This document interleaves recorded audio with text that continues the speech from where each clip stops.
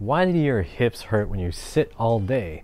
Why do your hips hurt when you're trying to stretch and add mobility to your hips? And what does that have to do with your shoulders and your spine? Let's talk about all that in this video.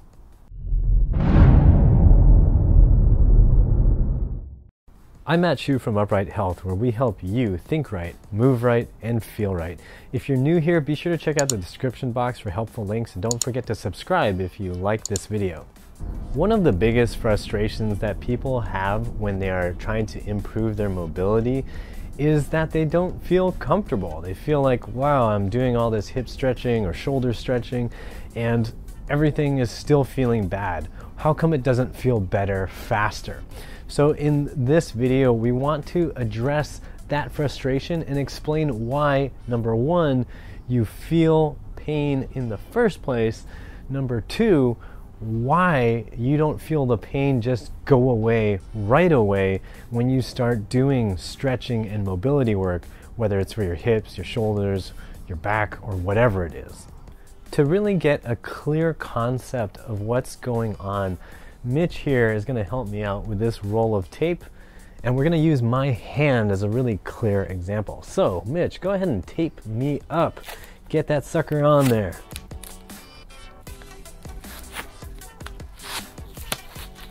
Oh God.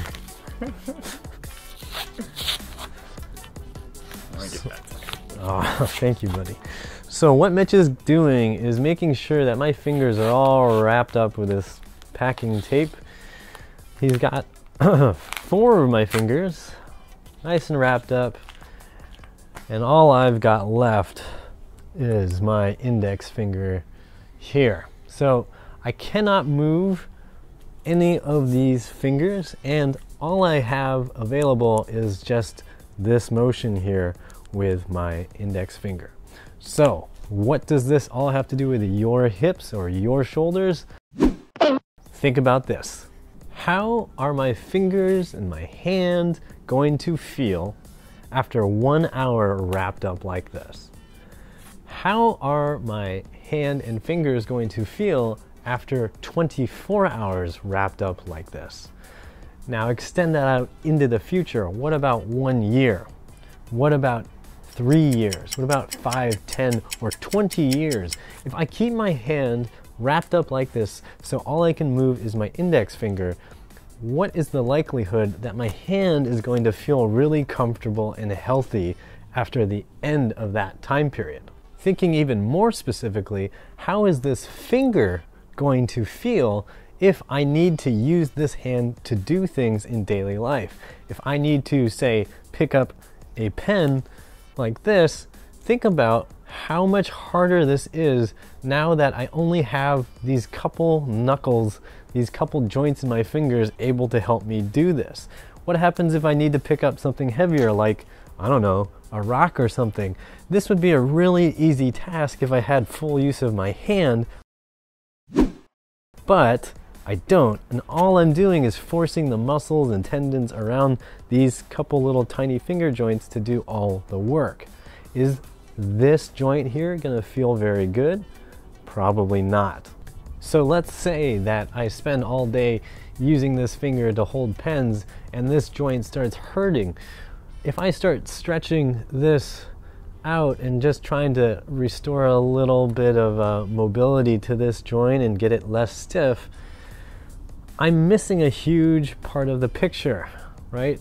Just because I stretch this doesn't mean that I'm gonna fix all the pain here, since I'm still overloading this set of muscles and this joint to do all the work that's supposed to be spread out across everybody else. Let's say then that I've figured out, okay, I need to take this tape off. Good idea? Good idea. All right, so if I take this tape off, let's think about how this is gonna feel if I have had this tape on. Can you get this off me? If I've had this tape on for 5 years, if I've had that tape on for 5 years, we remove the tape, is my hand now going to automatically feel better? The answer again is no, it's not, because I've had these fingers stuck. My hand has been stuck like this for so long. As I try to move out of these positions, my hand is not going to feel good. The question you have to ask yourself is why? It wouldn't be pain because I have a deformity in the joint. It wouldn't be pain because I have arthritis. It's pain because my body has not been moving in the positions that I'm demanding.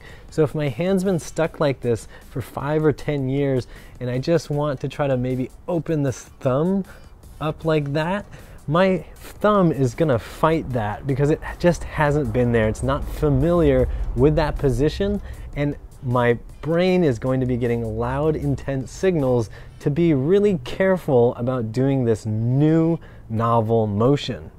It's not that the motion itself is bad. It's not that the motion itself is dangerous. It's not that it is a motion that is going to damage the joint.